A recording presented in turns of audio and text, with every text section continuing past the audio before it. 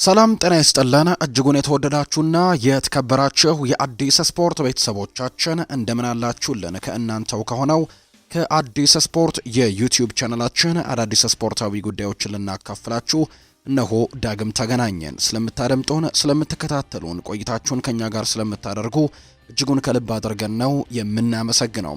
በዛሬ ፕሮግራማችን የተለያዩ ስፖርታዊ ጉዳዮችን ወደ እናንተ እያደረስን ቆይታን የምናደርግ ይሆናል። ከነዚህ መካከል ትልልቆቹን የአውሮፓ ክለቦች የተመለከቱ እጅግ በርከት ያሉ ስፖርታዊ ጉዳዮችን ወደ እናንተ እናደርሳለን። ትናንትና ሲጠበቁ የነበሩ በርከት ያሉ ጨዋታዎች አሉ። በኤፍኤ ካፕ መርሃ ግብር ማንቸስተር ዩናይትድ እንዲሁ አርሰናልም ትናንትና ጨዋታቸውን ያደረጉት የእነሱን የጨዋታ ውጤቶች እናነሳለን። በጣም ሲጠበቁ የነበሩ ሁለት መርሃ ግብሮች ነበሩ። አንደኛው በስፔን ሱፐር ካፕ የፍጻሜ ጨዋታ የተደረገው የኤል ክላሲኮ መርሃ ግብር ነው። ሪያል ማድሪድን ከባርሴሎና ጋር በሳዑዲ አረቢያ ያገናኘው መርሃ ግብር ነው። እሱ ሲጠበቅ ነበር፣ እሱን እንመለከታለን። ከዛ ውጭ ደግሞ በጣሊያን ሴሪኤም የሚጠበቅ ጨዋታ ነበር። ኢንተር ሚላን እና ናፖሊ ያደረጉት መርሃ ግብር ትላንትና ተደርጓል። ስለሱም እናነሳላችኋለን። ክለቦችን የተመለከቱ እጅግ በርከት ያሉ ስፖርታዊ ጉዳዮችን ዛሬም እያነሳን ቆይታን የምናደርግ ይሆናል። ፏድ ባህሩ የዛሬውን ፕሮግራም እየመራው ከእናንተ ጋር ቆይታን አደርጋለሁ። እናንተም ቪዲዮአችንን ላይክ ቻናላችንን ሰብስክራይብ እያደረጋችሁ ቆይታችሁን ከኛ ጋር አድርጉ። ከመሸጋገሪያ በኋላ በድጋሚ ተመልሰን እንገናኛለን። አብራችሁኝ ቆዩ።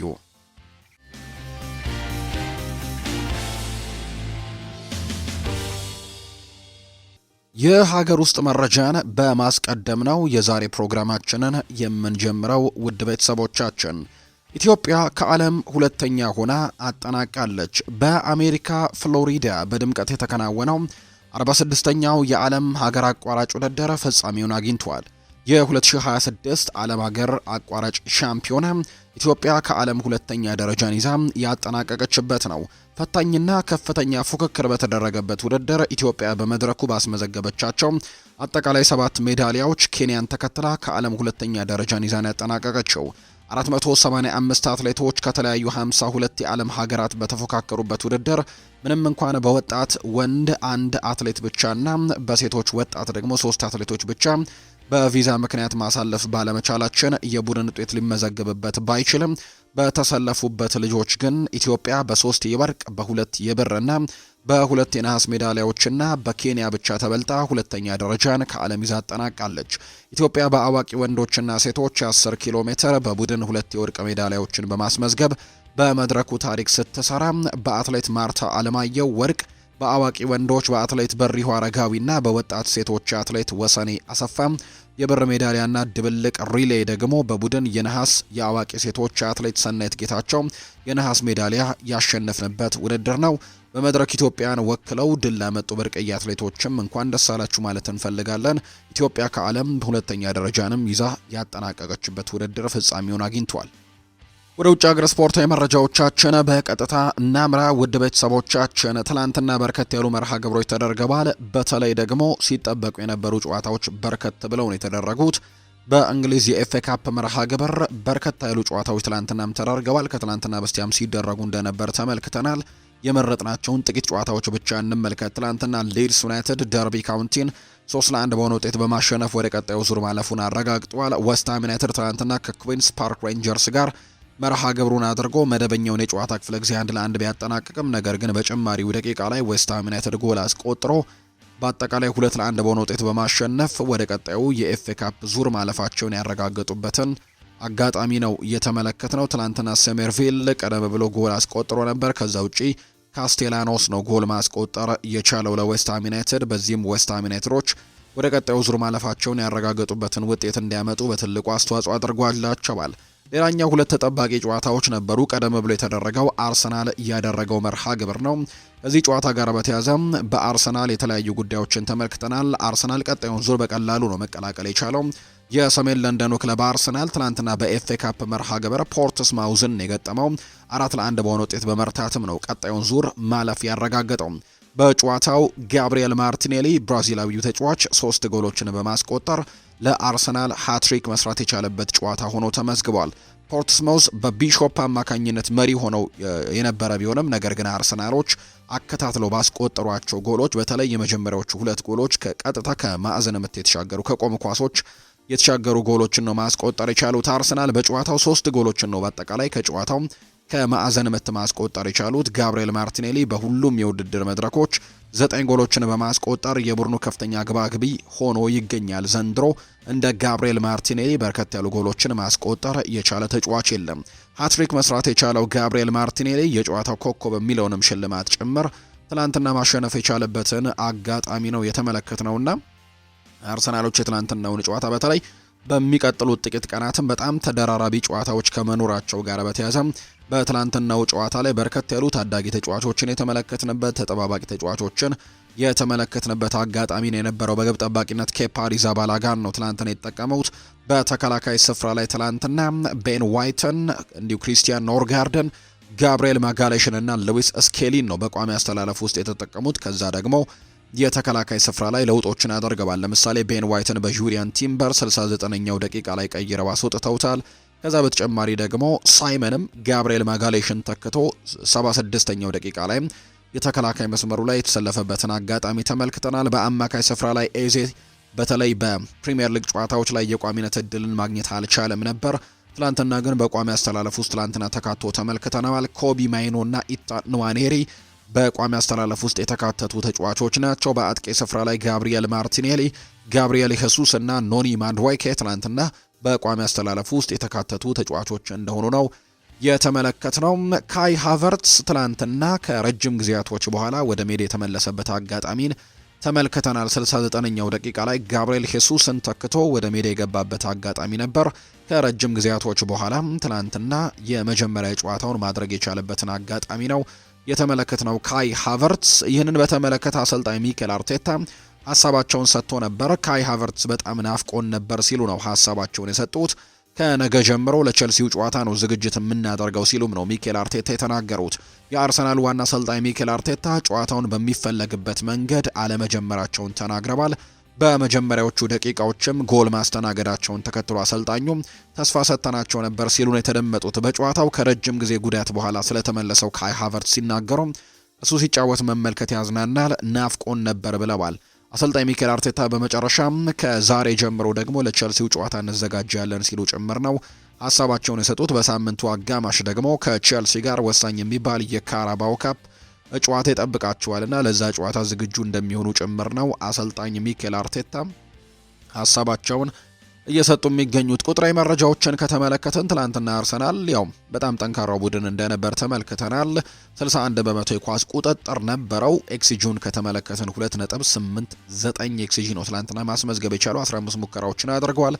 4ቱ ናቸው ኢላማቸውን የጠበቁት፣ 4ቱም ደግሞ ወደ ጎልነት የተቀየሩበትን አጋጣሚ ነው የተመለከትነው። በትላንትናው ጨዋታ ሌላኛው ልናነሳው የምንችለው ጉዳይ የፍጹም ቅጣት ምት አግኝተው ነበር በጨዋታው ላይ ትላንትና አርሰናሎች፣ ነገር ግን ሳይጠቀምበት ቀርቷል። ኖኒ ማድዋይኬ 43ኛው ደቂቃ ላይ የተገኘውን የፍጹም ቅጣት ምት ሳይጠቀምበት የቀረበትን አጋጣሚ የተመለከትንበት አጋጣሚ ነው ያለው። በአጠቃላይ ግን አርሰናሎች ጨዋታውን 4-1 በሆነ ውጤት በማሸነፍ በኤፍኤ ካፕ ቀጣዩ ዙር ማለፋቸውን ያረጋገጡበትን ውጤት ነው ያስመዘገቡት። ሌላኛው ምሽት ላይ የተደረገውና ሌሎች እንዲሁ በርካቶች የሚጠብቁት የነበረው መርሃ ግብር ማንቸስተር ዩናይትድ ያደረገው መርሃ ግብር ነው። በእርግጥ ከፕሪሚየር ሊጉ ክለብ ብራይተን ኤንድ ሆቭ አልቢየን ጋር ነበር የተደለደለውና ትላንትና ጨዋታቸውን አድርገዋል። ማንቸስተር ዩናይትድ ከሌላኛው ውድድርም ውጪ መሆናቸውን ያረጋገጡበት ውጤት ነው የተመዘገበው። ትላንትና ከኤፍኤ ካፕ ውጪ መሆኑን ተከትሎ ማንቸስተር ዩናይትድ ዘንድሮ ከዋንጫ ፉክክሮች በአጠቃላይ ማለት ነው ቀደም ብሎ ራሱን ያገለለ ወይም ደግሞ ከዋንጫ ፉክክሮች ውጪ የሆነበትን ውጤት ነው ትላንትና ያስመዘገበው። ምክንያት ከተባለ በካራባኦ ካፕ ውድድር ላይ የለም። በግሬምስ ቤ ተሸንፈው ከውድድሩ ውጪ መሆኑን እናስታውሳለን። ከኤፍኤ ካፕ ውድድርም ትላንትና ተሰናብተዋል። በብራይተን ተሸንፈዋል። በአውሮፓ ውድድሮች ላይ አይገኝም። ፕሪሚየር ሊጉን የማሸነፍ እድል ደግሞ በጣም ሬር ነው ወይም ደግሞ በጣም ሩቅ ነው። ስለዚህም በ17 ነጥቦች ልዩነት ስላለው ማለት ነው። ስለዚህ ማንቸስተር ዩናይትድ ዘንድሮ ከዋንጫ ውጪ መሆኑን ያረጋገጠበት ዓመት እንደሆነ ነው እየተገለጸ የሚገኘው። ከ1981 1982 የውድድር ዓመት ወዲህ ለመጀመሪያ ጊዜ ነው ማንቸስተር ዩናይትድ በመጀመሪያው ዙር ነው ከሁሉም ውድድሮች የተሰናበተው። ማለትም በተወዳደረባቸው በመጀመሪያ ጨዋታዎች የተሰናበተው። በካራባኦ ካፕ በመጀመሪያው ዙር በተጫወተበት ጨዋታ ነው በግሪምስቤ ተሸንፎ ከውድድሩ ውጪ መሆኑን የምናስታውሰው በኤፍኤ ካፕም በመጀመሪያው በተሳተፈበት ጨዋታ ነው በብራይተን ተሸንፎ ከውድድሩ ውጪ መሆኑን ያረጋገጠውና ይሄ ከ1981-82 የውድድር ዓመት በኋላ የተከሰተ የመጀመሪያው ጉዳይ እንደሆነ ነው በርካቶች እያነሱ የሚገኙት። ማንቸስተር ዩናይትድ መጥፎ የውድድር ዘመን እያሳለፉ ሲገኙ ከሁሉም ውድድር መድረኮችም ውጪ ሆነዋል። ከሊግ ካፕ በሁለተኛው ዙር፣ ከኤፍኤ ካፕ ሶስተኛው ዙር፣ በአውሮፓ ውድድሮች የሉም።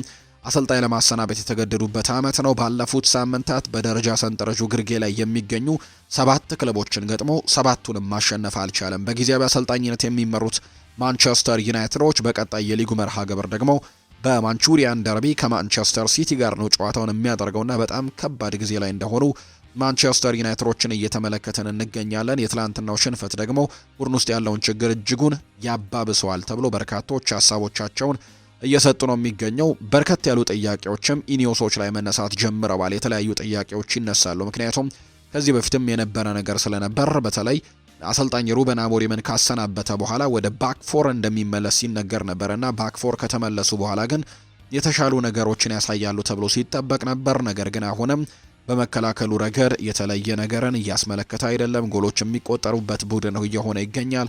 በእርግጥ ኢንዲቪዥዋሊ የምናነሳቸው በጨዋታው ላይ የነበሩ ደካማ እንቅስቃሴዎች በተጫዋቾች በኩል የነበሩበት አጋጣሚ ነበር። ነገር ግን ሆነም ቀረ ማንቸስተር ዩናይትድ በትልቁ አሁንም ሊቸገር የሚችልበት የውድድር ዓመት እንደሆነ ከዚህ በኋላ የሚመጡት መርሃ ግብሮች ደግሞ ጠንከር ያሉ መርሃ ግብሮች ከመሆናቸው ጋር በተያያዘ ምናልባት ሊቸገር የሚችልበት የውድድር ዓመት እንደሆነ በርካቶች እያነሱ ነው። በአጠቃላይ ትላንትናውን ጨዋታ 2-1 በሆነ ውጤት ተሸንፎ ነው ከውድድሩ ውጪ መሆኑን ያረጋገጠው። ሽንፈቱን ተከትሎ ማንቸስተር ዩናይትድ ከኤፍኤ ካፕ ውድድር ውጪ መሆኑን አረጋግጠዋል። ዳኒ ዌልቤክ እና ግሩዳ ናቸው ለብራይተን ሁለቱን የማሸነፊያ ግቦች ያስቆጠሩት። ቤንያሚን ሼስኮ በማንቸስተር ዩናይትድ በኩል ከተመለከትን ባለፉት ጥቂት ቀናት ከተመለከትን አዎንታዊ ነገሮች መካከል አንደኛው የቤንጃሚን ሼስኮ ወደ ጎል መመለስ ነው። ትላንትና ማንቸስተር ዩናይትድን ከሽንፈት ያልታደገ ጎል ማስቆጠር የቻለበትን አጋጣሚ ነው የተመለከትነው። በጨዋታው ተቀይሮ የገባው ታዳጊው ሺያላሴ በማንቸስተር ዩናይትድ በኩል በቀይ ካርድ ከሜዳ የወጣበትን አጋጣሚ ነው የተመለከትነው። ወዲያው ሁለት እንግዲህ ጥፋቶችን አጥፍቶ ቢጫ ካርዶችን ተመልክቶ ነው በሁለት ቢጫ ካርድ በቀይ ካርድ ከሜዳ የወጣው። በእርግጥ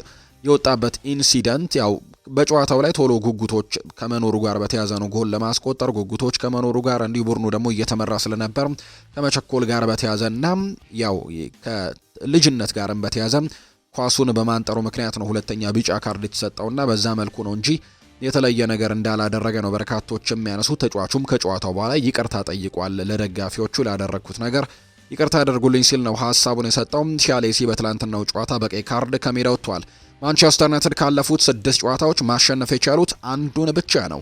የቀድሞ ማንቸስተር ዩናይትድ አጥቂ የነበረው ዳኒ ዌልቤክ የቀድሞ ክለቡ ላይ 2 ጎሎችን በዘንድሮው የውድድር ዓመት ማስቆጠር ችሏል። የምታስታውሱ ከሆነ በፕሪሚየር ሊጉ ማንቸስተር ዩናይትድ ይህንን ቡድን 4-2 በሆነ ውጤት አሸንፎ ነበርና ዳኒ ዌልቤክ በቅጣት ምት ጎል አስቆጥሮባቸው እንደነበር ይታወሳል። ትላንትናም ሌላ ጎል አስቆጥሮባቸው በአጠቃላይ በአንድ የውድድር ዓመት 2 ጎሎችን ያስቆጠረበት የቀድሞ ክለቡ ላይ ሆኖ ተመዝግቧል። ዳኒ ዌልቤክ የጨዋታው ኮከብ በመባልም ትላንትና ተመርጧል። ተጫዋቾቹ ጠንካራ አይደሉም ብለዋል ጊዜያዊው አሰልጣኝ ዳረን ፍሌቸር። ደጋፊው ስሜቱን የመግለጽ መብት እንዳለው ልገልጽላቸው እወዳለሁ። የዩናይትድ ጊዜያዊ አሰልጣኝ ዳረን ፍሌቸር ከትላንትናው ጨዋታ በኋላ በሰጡት አስተያየት ተጫዋቾቹ ጠንካራ አይደሉም ሲሉ ነው የተናገሩት። አሰልጣኙ በሰጡት አስተያየት እንደማስበው ተጫዋቾቹ ጠንካራ እንዳልሆኑ ማየት እንችላለን የሚል አስተያየትን የሰጡት አሰልጣኝ ዳረን ፍሌቸር ዳኝነቱን ሲተችም አስቂኝና ደካማ ዳኝነት ሲሉ በእለቱ ዳኛ ላይ ያለውን ትችትም ሰንዝሯል። ደጋፊው ተቃውሞንና ስሜቱን የመግለጽ መብት አለው። ተጫዋቾቹ በትክክለኛው መንገድ ላይ ቢሆኑ ደጋፊው ሁሌም እንደሚያደርገው ድጋፋቸውን ይሰጣቸው ነበር። ዳረን ፍሌቸር ሲናገር ቡድኑ በቀጣይ 4 ወራት ውስጥም በማጠናቀቅ የአውሮፓ ቻምፒየንስ ሊግ ተሳታፊ የመሆን እድልም እንዳለው ጭምር ነው የተናገረውና ትላንትና ግን ያንን ነገር ሜዳ ላይ ማስመልከት ያልቻለበትን አጋጣሚ የተመለከተው። መጨረሻ ላይ እንደውም ጥርፊያዎች ነበሩ ጎል ለማስቆጠር። በአጠቃላይ ግን በትናንትናው ጨዋታ ላይ ጥያቄ ከተነሱባቸው ተጫዋቾች መካከል አንደኛው ዲየጎ ዳሎ አንደኛው ነው። እንግዲህ እሱም ከጨዋታው በኋላ ሀሳቡን ካጋሩ ሰዎች መካከል አንደኛው ነው። ጨዋታውን ለማሸነፍ ብዙ ድሎችን አግኝተን ነበር ሲል ነው ዲየጎ ዳሎ ሀሳቡን የሰጠውም። በመጨረሻዎቹ ደቂቃዎች ብራይተን ላይ የበላይነት ብንወስድም ቀይ ካርዱ ግን ጎርቶናል ሲልም ነው የተናገረው። በጣም ያሳዝናል፣ ማሸነፍ ይገባን ነበር ብዬ አስባለሁ ሲል ነው ዲየጎ ዳሎ ሀሳቡን የሰጠው። ቀደም እንዳልኳችሁ ሺያሌሲ ከጨዋታው መጠናቀቅ በኋላ በማህበራዊ ትስስር ገጹ የይቅርታ መልእክቱን እንዳስተላለፈ ገልጬላችኋለሁ። ሁሉንም የቡድን አጋሮቼን፣ የአሰልጣኝ ስታፍ አባላቶችን ይቅርታ መጠየቅ እፈልጋለሁ። ስሜቴን ባላስፈላጊ መልኩ ሜዳ ውስጥም በማስመልከት አልነበረብኝም። ነገሮችን ለማስተካከል የምችለውን ሁሉ የማደርግ ይሆናል ሲልም ጭምር ነው የተናገረው። ይህንን ሀሳብን የሰጠው ሺያሌሲ ነው። ይህንን ሀሳብ የሰጠውና የቡድን ጓደኞቹንና አሰልጣኙን እንዲሁ ደጋፊዎቹን ይቅርታ መጠየቁን ነው ትላንትና የተመለከት ነው። በጨዋታው ላይ ማንቸስተር ዩናይትድ በአብዛኛው በቋሚነት የሚሰለፉ ተጫዋቾችን ወይም ደግሞ በቋሚ አስተላለፍ ውስጥ ሌላ ጊዜ የምንመለከታቸውን ተጫዋቾች ይዞ ነው ወደ ሜዳ የገባው። በግብ ጠባቂነት ሴኔ ላሜንስ ነበር በትላንትናው ጨዋታ። በተከላካይ መስመር ላይ ዲየጎ ዳሎ፣ ሌኒ ዮሮ፣ ሊሳንድሮ ማርቲኔዝ እና ፓትሪክ ዶርጉን ነው ትላንትና የተጠቀመው። ሉክ ሾ ብቻ ነው ከዚህኛው አስተላለፍ ትላንትና ተጠባባቂ ሆነው። ከዛ ውጪ ደግሞ እንዲሁም የአይደን ሄቨንም በትላንትናው ጨዋታ ላይ ተጠባባቂ ሆኖ ነው የጀመረው። ኮቢ ማይኖ እና ማኑኤል ኡጋርቴ የነበሩ። ከዛ ውጪ ማቴያስ ኩኛ፣ ብሩኖ ፈርናንዴዝ፣ ሜሰን ማውንት እና ቤንጃሚን ሼስኮ በቋሚ አስተላለፍ ውስጥ ትላንትና የተካተቱ ተጫዋቾች እንደሆኑ ነው የተመለከትነውና በአብዛኛው በቋሚ አስተላለፍ ውስጥ የምንመለከታቸውን ተጫዋቾች ነው በትላንትና የማንቸስተር ዩናይትድ አስተላለፍ ውስጥ የተመለከትነው። በኳስ ቁጥጥሩ ረገድ ጎሎችን፣ ሙከራዎችን በማድረግ ረገድ ዩናይትድ የተሻለ ቁጥሮችን ያስመዝግቧል። 60 በመቶ ኳስ ቁጥጥር ነበረው። 19 የጎል ሙከራዎችን አድርገው 8ቱ ኢላማቸውን የጠበቁ ሙከራዎች ነበሩ በትላንትናው ጨዋታ ላይ። በአጠቃላይ ግን ማንቸስተር ዩናይትድ ከኤፍኤ ካፕ ውድድር ውጪ መሆኑን ያረጋገጠበት ዕለት ሆኖ ነው የተመዘገበው። ያ ደግሞ ማንቸስተር ዩናይትድ ዘንድሮ ከባድ የውድድር ዓመትን እያሳለፈ እንደሆነ የሚያሳይ እንደሆነ ነው መረጃዎች እየወጡ የሚገኙትና በዚህ መልኩ ነው የትላንትናው ጨዋታ የተጠናቀቀው። የኤፍኤ ካፕ መርሃ ግብሮችም በዚህ መልኩ ነው የተጠናቀቁት። ሌሎች መርሃ ግብሮችን ደግሞ እንመልከት። በሌሎች የአውሮፓ ታላላቅ ሊጎች የተደረጉ መርሃ ግብሮች ነበሩ።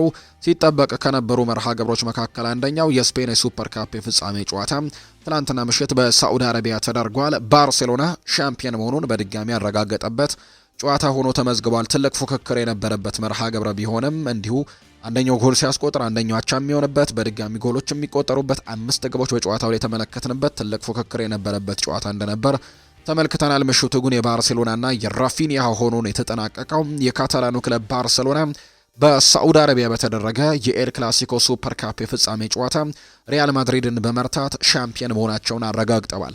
ባርሴሎና ትላንትና 3-2 በሆነ ውጤት ባሸነፉበት የፍጻሜ መርሃ ግብር ራፊኒያ 2 ጎሎችን ማስቆጠር የቻለበት መርሃ ግብር ሆኖ ነው የተጠናቀቀው። ከዛ በተጨማሪ ሮበርት ሌቫንዶስኪን በጣም ቆንጆውን አጨራረስን ያስመለከተን መርሃ ግብር ነው። ትላንትና ጎል አስቆጥሯል ሌቫንዶስኪን በትላንትናው ጨዋታ። ሪያል ማድሪድን ከሽንፈት ያልታደጉ 2 ግቦችን ቪኒሲዮስ ጁኒየር እና ጎንዛሎ ጋርሲያ ናቸው ትላንትና ማስቆጠር የቻሉት። የባርሴሎና ፍራንኪ ዲዮንግ በጨዋታው ላይ ቀይ ካርድ ተመልክቷል። ባርሴሎና ለተከታታይ 3ኛ ጊዜ ነው ማድሪድን በፍጻሜ መርሃ ግብር ማሸነፍ የቻሉበትን ውጤት ማምጣት የቻሉት። የአሰልጣኝ ሃንስ ፍሊክ ስብስብ ለተከታታይ 3ኛ ጊዜ ትላንትና እንግዲህ በፍጻሜ ጨዋታ ማሸነፍ ችሏል ባርሴሎናን። ከዛ ውጭ ደግሞ ለተከታታይ 2ኛ ጊዜ የሱፐር ካፕ አሸናፊ ናቸው። ባርሴሎና የስፓኒሽ ሱፐር ካፕን ለ16ኛ ጊዜ ነው በአጠቃላይ ማሸነፍ የቻሉት። ቪኒ ጁኒየር ከ16 ጨዋታዎች በኋላ ነው ትላንትና ጎል ያስቆጠረው። ከረጅም ጊዜያቶች በኋላ ትላንትና ወደ ጎል አስቆጣሪነቱ የተመለሰበት መርሃ ግብር ሆኖ ተጠናቋል። ራፊኒያ ባለፉት የኤል ክላሲኮ ጨዋታዎች ላይ በ5 የኤል ክላሲኮ ጨዋታዎች 6 ጎሎችን ያስቆጥሯልና በጣም የሚቀነው አይነት መርሃ ግብር እየሆነ ይገኛል። ከሪያል ማድሪድ ጋር የሚያደርጋቸው ጨዋታዎችና በ5 ጨዋታዎች 6 ጎሎችን ሪያል ማድሪድ ላይ ማስቆጠር ችሏል። ትላንትና 2 ጎሎችን ያስቆጥረዋል። የጨዋታ ኮከብ የሚለውንም ሽልማት በአጠቃላይ ማሸነፍ የቻለበት መርሃ ግብር ሆኖ ነው የተጠናቀቀው። ከጨዋታ በኋላ የተለያዩ ጉዳዮች ተነስተዋል። ከነዚህ መካከል አሰልጣኝ ሻቪ አሎንሶ ያነሱትን ሀሳብ እንመልከት። ቪኒ ጁኒየር ቀይሬ እንዳስወጣው ጠይቆኛል። በወቅቱ የተወሰነ ህመም ተሰምቶት ነበር ሲልም ነው አሰልጣኝ ሻቪ አሎንሶ የተናገረው። ነገር ግን ተቀይሮ ከወጣ በኋላ ግን ብስጭቱን ሲገልጽ እንደነበር ግን በቪኒ ጁኒየር በኩል ተመልክተናል። አሰልጣኝ ሻቪ አሎንሶ ግን ቪኒ ጁኒየር ቀይሬ እንዳስወጣው ጠይቆኛል ሲልም ጭምር የተናገረው። ባርሴሎና ዋንጫውን በማሸነፋቸው እንኳን ደስ አላችሁ ልንላቸው ይገባል ሲልም ነው አሰልጣኝ ሻቪ አሎንሶ የተናገረው። ኬሊያን ምባፔን በመጨረሻው ደቂቃዎች ላይ ቀይረን ያስገባ ነው። ደቂቃዎቹ መገባደጃ ላይ አደጋዎችን ለመፍጠር ነበር። እሱ ጨዋታውን ለመጀመር ብቁ አልነበረም። ይህ ጨዋታ ሳይጀምር እቅዳችን ውስጥ የነበረ ሀሳብ ነው። የተደበላለቀ ስሜት ላይ ነኝ። በመሸነፋችን ባዝንም ቡድኑ ያለውን ነገር ሁሉ ግን ሜዳ ላይ መስጠት በመቻሉ ደግሞ ደስተኛ ነኝ። ቪኒ በዚህኛው ጨዋታ ምርጥ አቋሙን አሳይቷል። ትልቅ ልዩነት ፈጣሪ ተጫዋችም ነበር ሲል ነው ሻቪ አሎንሶ የተናገረው። እንግዲህ ኬሊያን ምባፔ በጉዳት ምክንያት ባለፉት ጥቂት ቀናት ከቡድኑ ጋር ልምምድ አለማድረጉን እናስታውሳለን። ስፔን ነበር እንደውም የቆየው ከ2 ቀናት በፊት ነው ወደ ሳዑዲ አረቢያ የመጣውና አንድ የልምምድ መርሃ ግብር ላይ የተሰለፈው ከትላንትናው ጨዋታ ላይ ግን ወደ መጨረሻዎቹ ደቂቃዎች ላይ ተቀይሮ የገባበትን አጋጣሚ ነው የተመለከትነው። ከጉዳት ጋር በተያዘ ነው። ሻቪ አሎንሶ የቀጠለና የፍጻሜው ጨዋታን ተሸንፈሃል ትሉኛላችሁ፣ ይህ ጨዋታ በየአመቱ የሚዘጋጅ ብዙም አላስፈላጊ የሆነ ውድድር ነው ሲልም ጭምር ነው ሻቪ አሎንሶ ጨምሮ የተናገረው። ዋናው ትኩረታችን 3 ዋንጫዎችን ማሳካት ላይ ነው፣ ይህ ውድድር ብዙም አሳማኝ አይደለም የስፔን ሱፐር ካፕ ሲልም ጭምር ሻቪ አሎንሶ ሀሳቡን ሰጥቷል። ሌላኛው ቲቦ ኩርቱባ የሰጠው ሀሳብ ነው። በተለይ በሁለተኛው አጋማሽ ካሳየነው እንቅስቃሴ አንጻር ማሸነፍ ይገባን ነበር ሲል ነው ግብ ጠባቂው ቲቦ ኩርቱባ የተናገረው። የትላንትናው የጨዋታው ኮከብ የነበረው ራፊኒሃም ሀሳቡን ሰጥቷል። ወደ ሳዑዲ አረቢያ የመጣ ነው ለሽርሽር ሳይሆን ዋንጫውን አሸንፈን ለመመለስ ነበር፣ ያንን ነገር ደግሞ አድርገነዋል፣ ድሉም ይገባናል ሲልም ጭምር ነው ራፊኒ የተናገረው። ብዙ ወጣት ተጫዋቾች ያሉን፣ ይህ አስተሳሰብና የማሸነፍ ፍላጎት ደግሞ ሁልጊዜም ለክለቡ አስፈላጊ ነገር ነው። ዋንጫዎችን ለማግኘት የተቻለንን ሁሉ እያደረግን እንገኛለን። ስለዚህ ይህኛውን ዋንጫ ማሸነፋችን ደግሞ ለእኛ እንድንበረታና እንድንታገልም ያደርገናል ሲልም ጭምር ነው የተናገረው። ሮበርት ሌቫንዶስኪም እንዲሁ ሀሳቡን ሰጥቷል። ሪያል ማድሪድን በምናሸነፍበት ጊዜ ሁሉ ትልቅ ጉዳይ ነው፣ ምክንያቱም እነሱ በሎ ብሎክ ይጫወታሉ። ከአንድ ወገን ወደ ሌላኛው ወገን ለማጥቃት ታጋሽ መሆን ነበረብን። በጣም ደግሞ አስፈላጊው ነገር ሌላ ዋንጫ ማሸነፋችን ነውና ይህንን ነገር አሳክተነዋል ሲልም ጭምር ነው ሮበርት ሌቫንዶስኪ ከትላንትናው ጨዋታ በኋላ ሀሳቡን የተናገረውና ያንን ነገር ማሸነፋቸው ወይም ደግሞ ውጤቱን ማግኘታቸው በጣም እንዳስደሰተው ጭምር ነው ሮበርት ሌቫንዶስኪ ሀሳቡን የሰጠው ከትላንትናው ጨዋታ ጋር አያይዞ። ሌላኛው የምናነሳው ጉዳይ ደግሞ የጣሊያን ሴሪኤ ነው የሚሆነው። ትላንትና በጣሊያን ሴሪኤም የሚጠበቅ አንድ መርሃ ግብር እንዲሁ ትላንትና ተመልክተናል። በጣሊያን ሴሪኤ ተጠባቂ መርሃ ግብር ኢንተር ሚላን በሜዳው ሳንሴሮ ጁሴፔ ማይትሳ ከናፖሊ ጋር ነበር መርሃ ግብሩን ያደረገው። 2-2 በሆናቸው ውጤት ነው የጨዋታ የተጠናቀቀው። ለኢንተር ሚላን ፌዴሪኮ ዲማርኮና ሃካን ቻናኖግሉ ኳስና መረብን ማገናኘት ችለዋል። ቻናኖግሉ ትላንትና በፍጹም ቅጣት ምት ነው ኳስና መረብን ማገናኘት የቻለው። ናፖሊን ግን አቻ ያደረጉ ግቦችን ያስቆጠረው ስኮት ማክቶሚኔ ነው። ሁለቱንም ጎሎች ትላንትና ለናፖሊ ጎል ያስቆጠረው። የናፖሊው አሰልጣኝ በተለይ ሃካን ቻናኖግሉ ላገኛት የፍጹም ቅጣት ምት ትላንትና ሲበሳጩ ተመልክተናልና በዚህ መሰረትም በቀይ ካርድ ከሜዳ የወጡበትን አጋጣሚ ነው የተመለከትነው። ኢንተር ሚላን ከተቀናቃኙ ኤሲ ሚላን ያለውን የነጥብ ልዩነትም ወደ 5 ከፍ የሚያደርግበትን እድል ሳይጠቀምበት ቀርቷል። ትላንትና ማሸነፍ ቢችል ኖሮ ይህንን ነጥብ በጣም ከፍ ማድረግ የሚችልበትን እድል አግኝቶ ነበር፣ ነገር ግን ሳይጠቀምበት ቀርቷል። በዚህም ኢንተር ሚላን በ43 ነጥቦች ሊጉን እየመራ ነው። ኤሲ ሚላን በ40 ነጥቦች ሁለተኛ ነው። ናፖሊ በ39 ነጥብ ሶስተኛ ደረጃ ላይ ተቀምጧል። ከፍተኛ ግብ አስቆጣሪነቱን ላውታሮ ማርቲኔዝ ነው የሚመራው በ10 ግቦች። ፑሊሲክ 8 ግቦችን አስቆጥሯል። ራፋኤል ሊያውና ሃካን ቻናኖግሉ ደግሞ 7 ግቦችን ማስቆጠር የቻሉበትን አጋጣሚን የተመለከትነው። ሌሎች የጣሊያን ሴሪኤ ትላንትና መርሃ ግብሮችም ነበሩ። ላትሲዮ ትላንትና ቬሮናን 1-0 በሆነ ውጤት ማሸነፍ ችሏል። ፊዮረንቲናና ኤሲ ሚላን ትላንትና 1-1 በሆነ ውጤት ጨዋታቸውን ያጠናቀቁበት መርሃ ግብርም ነበር። ሌላኛው ፓርማ ሊቼን 2-0 በሆነ ውጤት ማሸነፍ የቻለበት መርሃ ግብርም ትላንትና የተደረጉ የጣሊያን ሴሪኤ መርሃ ግብሮች ናቸው። ዛሬም ጨዋታዎች ቀጥለው ይደረጋሉ። ዤኖዋ ከካግሊያሪ፣ ዩቬንቱስ ከክሮሚኔንሴ ጋር የሚያደርጓቸው የጣሊያን ሴሪኤ መርሃ ግብሮች ደግሞ ዛሬ የሚደረጉ ሌሎቹ ጨዋታዎች ናቸው። በጀርመን ቡንደስሊጋም ትላንትና ጨዋታዎች ቀጥለው ተደርገዋል። ቦሩሲያ ሞንቸግላድባህና ኦግስበርግ ነበሩ ትላንትና ጨዋታቸውን ያደረጉት። ይህ ጨዋታ በቦሩሲያ ሞንቸግላድባህ 4-0 አሸናፊነት ተጠናቋል። ሌላኛው ባየር ሚኒክ ከቮልስበርግ ጋር ያደረገው መርሃ ግብረም ትላንትና ሲደረግ ስንመለከቱ የነበረ ጨዋታ ነው። በጣም በርከት ያሉ ግቦች የተቆጠሩበት መርሃ ግብር ነው። በአጠቃላይ በጨዋታው ላይ 9 ግቦች ተቆጥረዋል።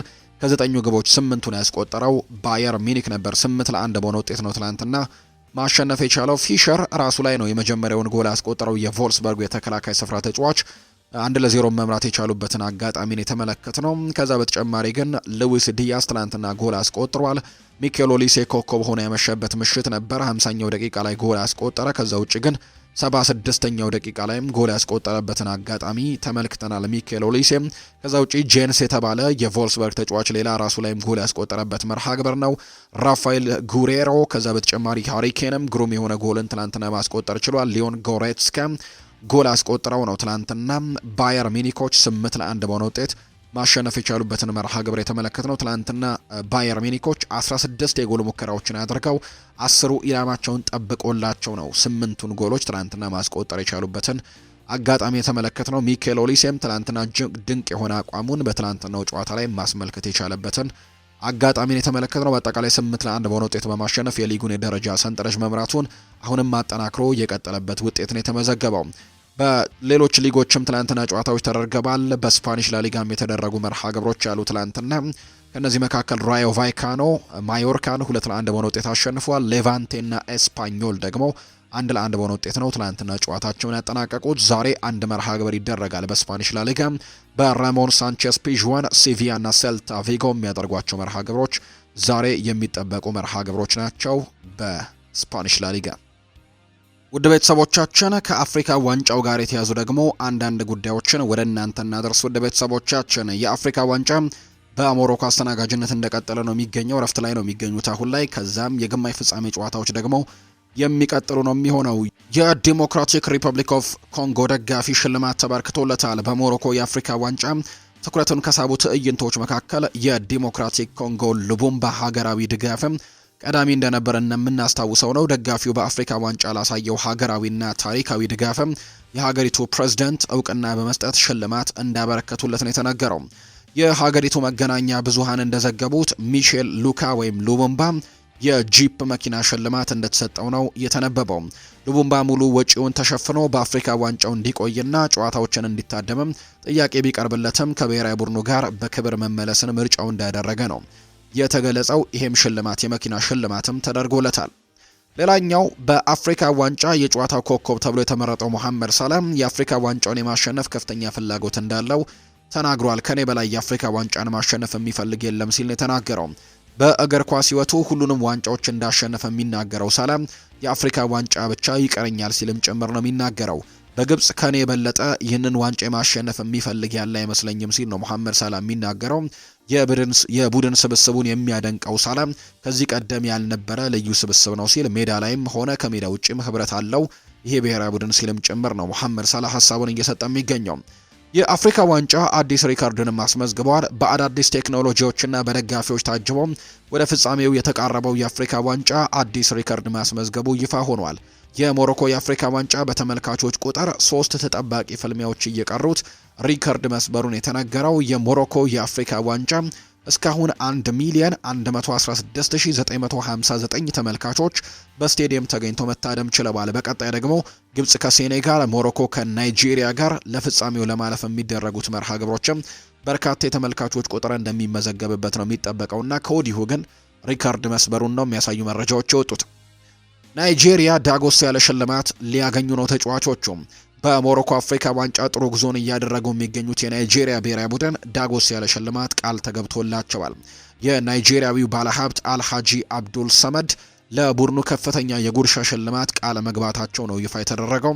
ቡድኑ ሞሮኮን ካሸነፈ $500,000፣ ቡድኑ በሞሮኮ ላይ ደግሞ ጎል ላስቆጠረ ለእያንዳንዱ ተጫዋች $50,000 ቃል መግባታቸውን የናይጄሪያ መገናኛ ብዙሃን ዘግበዋል። በተጨማሪም ብሔራዊ ቡድኑ ለፍጻሜ ካለፈና የዋንጫው ባለቤት ከሆኑ ደግሞ $1 ሚሊዮን፣ የፍጻሜው ግብ አስቆጣሪ ተጫዋች $100,000 ለመሸለም መዘጋጀታቸውን የተነገረው ባለሀብቱ አልሃጂ አብዱል ሰመድ የተጣራ $7.6 ቢሊዮን ሀብት እንዳላቸው ነው ፎርብስ የተባለው የመረጃ ምንጭ እየገለጸ የሚገኘውና ይህንን ሽልማት እንደሚያበረክቱ ነው የተገለጸው።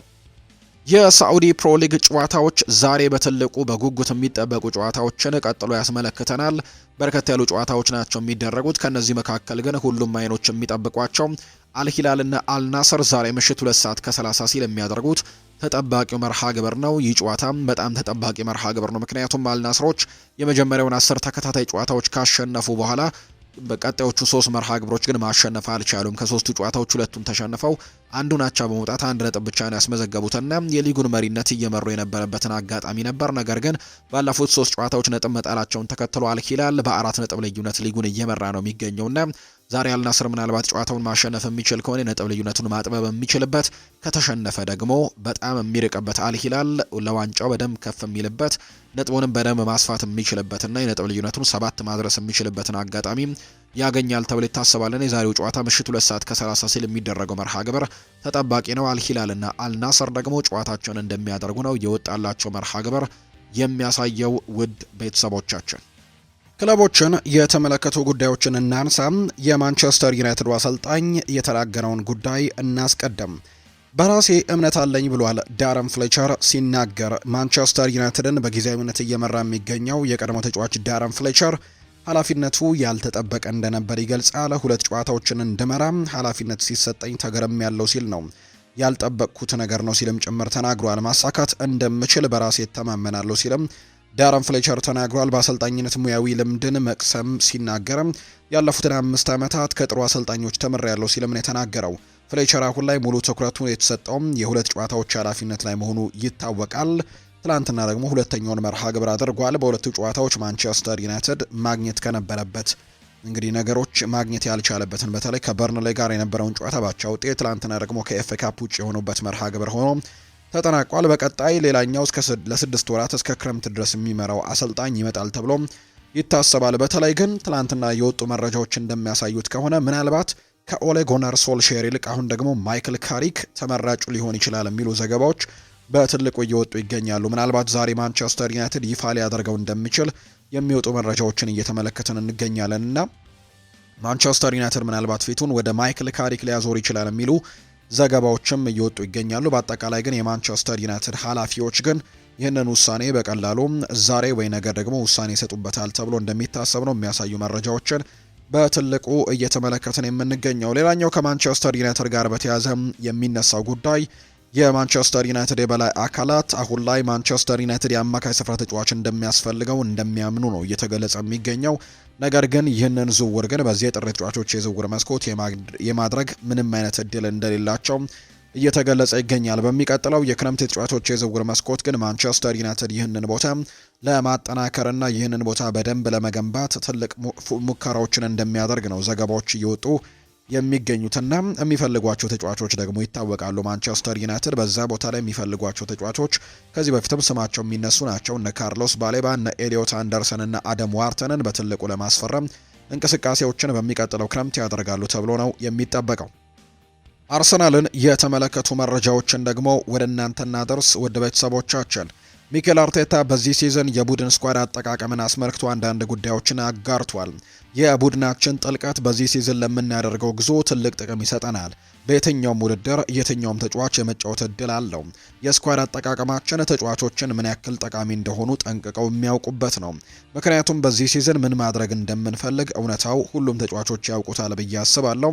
እናም ሁሉም ተጫዋቾች በየትኛው ውድድር ላይ ተሰልፈው የመጫወት እድል ለሁሉም እኩል ነው። ሁሉም ተጫዋቾች ይጫወታሉ። ሁሉም ሰው በሁሉም ውድድር ይሳተፋል።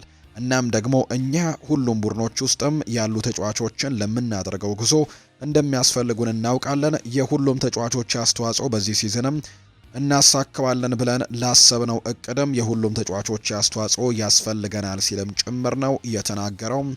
ይህንን ሀሳብ የሰጠው አሰልጣኝ ሚኬል አርቴታ ነው። አርቴታ ከጨዋታ በኋላ ስለ ጋብሪኤል ማርቲኔሊ እና ስለ ኮነር ብራድላይ ላይ ስለተፈጠረው ነገርም ትናንትና ተናግሯል። ከጋብሪኤል ማርቲኔሊ ጋር ከሊቨርፑል ጨዋታ በኋላ ሜዳ ላይ ስለነበረው ሁኔታ ስለ ጨዋታው ብዙ የተነጋገርንበት መንገድ ነበር። ማርቲኔሊ በጨዋታው ላይ በጣም ጥሩ ብቃትን አሳይቷል። በተለይ በትናንትናው የኤፍኤ ካፕ መርሃ ግብር ላይ ብዬ አስባለሁ። ማንም እንደሚያውቀው በሊቨርፑል ጨዋታ በጨዋታው ማብቂያ ላይ ነበር የተፈጠረው ነገር ለሱ ከባድ ነበር። ነገር ግን ከዛ ስሜት ወጥቶ ጥሩ ብቃት አሳይቷል። ምክንያቱም ተጫዋቾች ስለ ራሳቸውም ሆነ ስለ ተጋጣሚ ቡድን ተጫዋቾች እንዲሁም ደግሞ የቡድን ጓደኞቻቸው ጉዳት ሲያጋጥማቸው ሁሉም ተጫዋቾች ያላቸውን ስሜት ስለሚያውቁት ነው። የጋብሪኤል ማርቲኔሊ ጨዋታውን ምን እንደሚያስፈልገው በደንብ የሚያውቅና በተደጋጋሚ ቡድኖችም ከዛ ሁነት ደግሞ በኋላ ሊያጋጥመው የሚችል ቻሌንጅም ሜዳ ውስጥም ሊያጋጥመው እንደሚችል ሰው ስለሱ ያለ ስሜትና ሜዳ ላይ ደግሞ ያልጠበቀው ፈተና ሲያጋጥም ይህንን ተቋቁሞ ለዛ ነበር በሆነ መንገድም ምላሽ እንደሚሰጥ ሁሉም ሰው እንዲረዳ ለማድረግም ይመስለኛል። እናም ደግሞ እኔ እርግጠኛ ሆኜ የምናገረው ጋብሪኤል ማርቲኔሊም ሆነ ማንም ተጫዋችም በየትኛውም ቡድን ተጫዋች እንዲጎዳ የሚፈልግ ወይም ደግሞ ተጫዋች ለመጉዳት ወይም ደግሞ የተጎዳን ተጫዋችም ላለማክበር ምንም አይነት ሀሳብ የለም። የሜዳ ላይ የሚፈጠርና ለማሸነፍም ካለው ጉጉት አንጻር እንጂ ሌላ ኔጌቲቭ ሀሳብ ጋብሪኤል ማርቲኔሊ እንዳልነበረው ከጨዋታው በኋላ በደንብ ተነጋግረናል። እሱም ጥፋቱ ተጸጽቶ ይቅርታ ጠይቋል ሲልም ጭምር ተናገረው። ስለ ቸልሲው ጨዋታም ጥያቄ ቀርቦለት ነበር። መጀመሪያ ላይ ከዚህ እንመለስና ከነገ ጀምሮ ለጨዋታው በደንብ እንዘጋጅበታለን ብሏል አርቴታ ሲናገር። ሚኬል አርቴታ ስለ ካይ ሃቨርትዝ ሲናገርም መቼ ሩጫ ማድረግ እንዳለበት፣ መቼ ትክክለኛ ውሳኔ ማድረግ እንዳለበት በሚገባ የሚያውቅ ተጫዋች ነው። እሱን መለስ ብለን ማየትም እጅግ በጣም ያስደስተናል። ይህ በጣም ናፍቆን ነበር ሲልም ነው ሚኬል አርቴታ ከትላንትናው የኤፍኤ ካፕ ድል በኋላ ሀሳቡን የተናገረው። የሊቨርፑልን ጉዳዮች ደግሞ እናንሳ። ሊቨርፑል ተጫዋቹ ለበርካታ ወራት ከሜዳ ይርቃል። የመርሲሳይዱ ክለብ ሊቨርፑል ተጫዋቹ ኮነር ብራድላይ በጉልበት ጉዳት ምክንያት ከውድድር ዓመቱ ውጭ መሆኑ ተረጋግጧል። ሰሜን አየርላንዳዊው ኮነር ብራድላይ ከቀናት በፊት ከአርሰናል ጋር በነበረው የሊጉ መርሃ ግብር ጉዳት አስተናግዶ ተቀይሮ መውጣቱ የሚታወስ ነው። የ22 ዓመቱ የክለቡ የአካዳሚ ውጤት ኮነር ብራድላይ ዳግም በዘንድሮው የውድድር ዓመት በሊጉ አንመለከተውም። ሊቨርፑል ከዚህ ቀደም አዳዲስ ፈራሚዎች አሌክዛንደር ኢሳክና ጂኦቫኒ ሊዮን በጉዳት ለረጅም ጊዜያቶች ማጣታቸው የሚታወስ ነው። የኮነር ብራድላይ አለመኖርን ተከትሎ ጀረሚ ፍሬምፖንግ፣ ጆ ጎሜዝ እና ካልቪን ራምዚ ቦታውን ይሸፍናሉ ተብሎ እንደሚጠበቅ ነው መረጃዎች የወጡት። ሁጎ ኤኪቲኬም ለዛሬው ጨዋታ ሙሉ ለሙሉ ዝግጁ መሆኑን አሰልጣኝ አርነ ስሎት በይፋ ተናግረዋል። በዛሬው ጨዋታ ከአርሰናል ጋር ስንጫወት ከነበሩት ተጫዋቾች ሁሉንም በሜዳ ላይ ታያላችሁ፣ ምናልባት አንዳንድ ቅያሬዎች ሊኖሩ ይችላሉ ሲል ነው አርነ ስሎት የተናገረው። ስለ ፌዴሪኮ ኪየዛም ሀሳቡን ሰጥተዋል። አርነ ስሎት ከሁለት ቀናት በፊት አነጋግሬዋለሁ። እናም በቅርብ ሳምንታት ውስጥም ሁጎ ኤኪቲኬ ተመልሷል። በእርግጠኝነት በዚህ ጨዋታ ውስጥም ሊሳተፉ ከሚችሉ ተጫዋቾች አንደኛው ነው ሲል ነው አርነ ስሎት የተናገረው። ጄደን ዳንስ ስለ አርነ ስሎትን በተመለከተ ሀሳቡን ሰጥቷል። አሪፍ ላይ አይደለም፣ ትክክል ከሆንኩኝ እንኳን ልምምድ ላይ እንኳን አልተገኘም። በወጣትነቱና ከተነጋገረን ነገር የተነሳም ስብራት የደረሰበት ተጫዋች አንዱ ከመጠን በላይ ልምምድ አድርጎ ነበር። ለዚህም ለሪዮ ኤንጎማህ ጋር በጣም የምንጠነቀቀው ለዚህ ነው። 2 ሳምንት ቀናት ከሜዳ ውጪ ሊሆን ይችላል፣ ነገር ግን ጄደን ዳንስ በአጭር ጊዜ ውስጥም በእርግጠኝነት አይመለስም ብሏል አርነ ስሎት።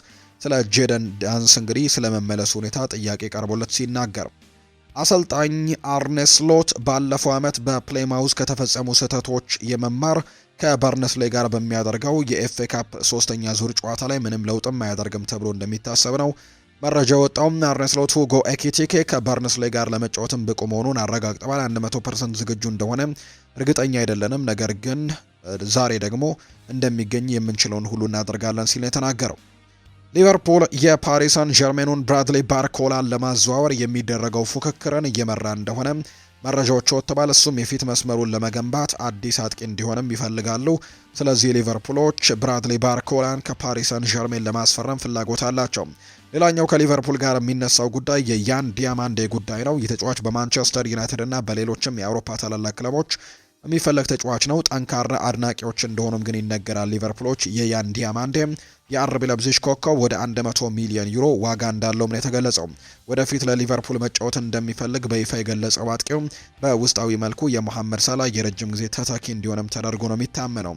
እናም ከማንቸስተር ዩናይትድ ይልቅ ከማንኛውም ክለብ ይልቅ ወደ አንፊልድ መዞርን እንደሚመርጥም በይፋ መናገሩ ደግሞ ለሊቨርፑል የተሻለ እድል እንዲሰጠው ያደርጋል ተብሎ ነው የሚታሰበው። በዚህ የቸልሲ ጉዳዮችን እናንሳም። ትንሽ ጨዋታ ሮብ ይጠብቀናል ብሏል ሊያም ሮስኒየር አዲሱ የቸልሲ ዋና አሰልጣኝ። ሊያም ሮስኒየር ስራቸውን በድል ሲጀምሩ በቀጣይ ከሊጉ መሪ አርሰናል ጋር ተጠባቂ ጨዋታቸውን ያደርጋሉ። ከድሉ በኋላ አስተያየታቸውን የሰጡት አሰልጣኙም ጥሩ ጅምርን አድርገናል ሲሉ ነው የተደመጡት። በቀጣይ ቡድኑ የካራባው ካፕ ግማሽ ፍጻሜ ጨዋታ ከአርሰናል ጋር ሲያደርግ ሮብ ትንሽዬ ጨዋታ ይጠብቀናል የሚል አስተያየትን የሰጡት። የግማሽ ፍጻሜው መርሃ ግብር የደርሶ መልስ ሲሆን ቸልሲ የመጀመሪያውን ጨዋታ በሜዳው እንደሚያደርግ ነው የሚታወቀውና ይህንን ጨዋታ ግን ትንሽዬ ጨዋታ ብለውታል አሰልጣኝ ሊያም ሮስኒየር። ማንቸስተር ሲቲን የተመለከቱ መረጃዎችን እናንሳ።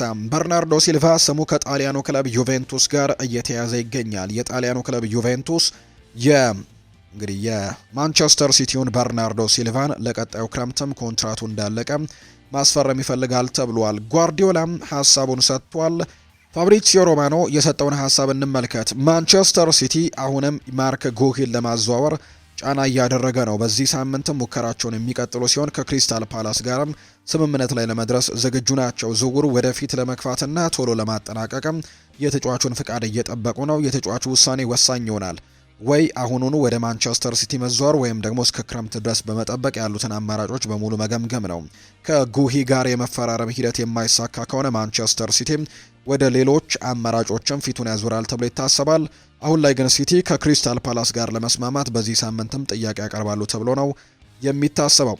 ሌላኛው የምናነሳው የመጨረሻ መረጃችን የሚሆነው ማንቸስተር ዩናይትዶች የቪኒሲዮስ ጁኒየርን ሁኔታ በቅርበት እየተከታተሉት ይገኛሉ። እናም ብራዚላዊ ኮከብ የክለቡ ትልቅ ኢላማ ነው። በዚህም ሪያል ማድሪድ የተጫዋቹን የ150 ሚሊዮን ዩሮ የዋጋም የመሸጥ ሀሳብ ካለው የእንግሊዙ ክለብ አጥቂውን ለመግዛት ከፍተኛ ፍላጎት እንዳለው ነው እንግሊሽ ኒውስ ፔፐርስ የተባለው የመረጃ ምንጭ እያጋራ የሚገኘውና ማንቸስተር ዩናይትድ የዚህን ተጫዋች እንቅስቃሴም እየተከታተለ እንደሚገኝ የሚያሳዩ መረጃዎች ይፋ ሆነዋል። ምናልባት የሚዘዋወርበት እድል ካለ ይህንን ተጫዋች ለማስፈረምም እንቅስቃሴዎችን እንደሚያደርጉ የሚያሳዩ መረጃዎች ናቸው የወጡት። የተወደዳችሁና የተከበራችሁ ቤተሰቦቻችን ለዛሬ ያዝንላችሁ አዳዲስ ስፖርታዊ ጉዳዮቻችን እነዚህን ነው የሚመስሉት። ስላደመጣችሁን፣ ስለተከታተላችሁን፣ ቆይታችሁን ከኛ ጋርም ስላደረጋችሁ እጅጉን ከልብ አድርገን ነው የምናመሰግነው። ፉአድ ባህሩ የዛሬውን ፕሮግራም እየመራው ከእናንተ ጋር ቆይታን አድርጌያለሁ። የተለያዩ ርዕሰ ጉዳዮችን ያካፈልንበት የዛሬ ፕሮግራማችን ይህንን ይመስል ነበር። ስላደመጣችሁኝ፣ ስለተከታተላችሁኝ ቆይታችሁን ከኛ ጋርም ስላደረጋችሁ እጅግ ከልብ አድርገን እናመሰግናለን። በቀጣይ ፕሮግራሞቻችን ሌሎች ርዕሰ ጉዳዮችን፣ ሌሎች አዳዲስ መረጃዎችን አካተን በድጋሚ ተመልሰን የምንገናኝ ይሆናል። በቀጣይ ፕሮግራሞቻችን እንገናኛለን። መልካም ጊዜ፣ መልካም ቀን እንዲሆንላችሁም ነው በአክብሮት የምመኘው።